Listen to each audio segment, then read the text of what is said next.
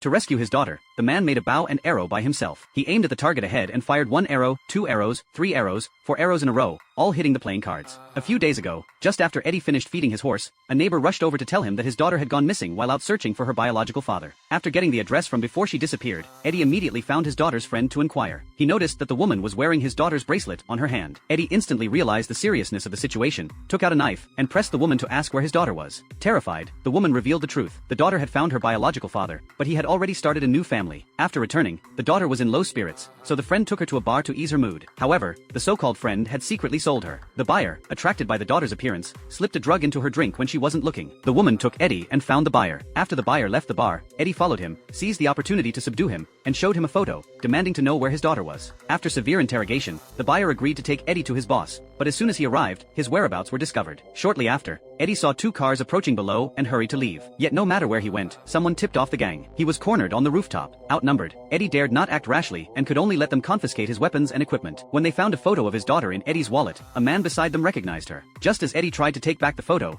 everyone pointed guns at him. He could only suppress his anger as the man ordered his men to beat Eddie severely. Wounded, Eddie was rescued by a woman. Under her meticulous care, he regained the ability to move freely. From her, Eddie obtained information about the gang, then broke into the gang's territory alone. After resolving the troubles encountered on the way, he finally found his missing daughter, but it seemed too late. She was extremely weak and died on the way home. Eddie held his daughter sorrowfully. The next day, he buried her under a big tree. Gazing at her grave, Eddie decided to avenge her. He asked the woman to take her things and leave, then prepared to turn his home into a battlefield. He used an excavator to dig a water tank on the farm, lined it with a tarpaulin, filled it with gasoline, and made a detonator installed beside the gasoline, covering the traces with grass. For each trap he set, he marked the corresponding position. He hung an oil drum at the warehouse gate, filled it with gasoline, and placed a detonator beside it. Eddie disassembled bullets, poured all the gunpowder together, adjusted the weight of each bullet, and made them into trigger mines. He also installed a bomb on the doorframe, sharpened steel bars, arranged them side by side, and placed them underground as traps. Then he modified a double-barreled shotgun to a suitable length. Looking at his daughter's paintings on the wall, Eddie skillfully handled the shotgun and set them on the enemy's inevitable path, finally covering the tunnel entrance with grass. After installing all the traps, Eddie sneaked into the home of the gang's second-in-command. He eliminated the guards in the dark and killed the second-in-command. The next day, when the gang leader learned the news, he came to the scene, saw the photo of Eddie's daughter left behind, immediately put on his gear, took weapons, and gathered his men to seek revenge on Eddie. Eddie released the horses in the warehouse, then stood before his daughter's grave, quietly waiting for their arrival.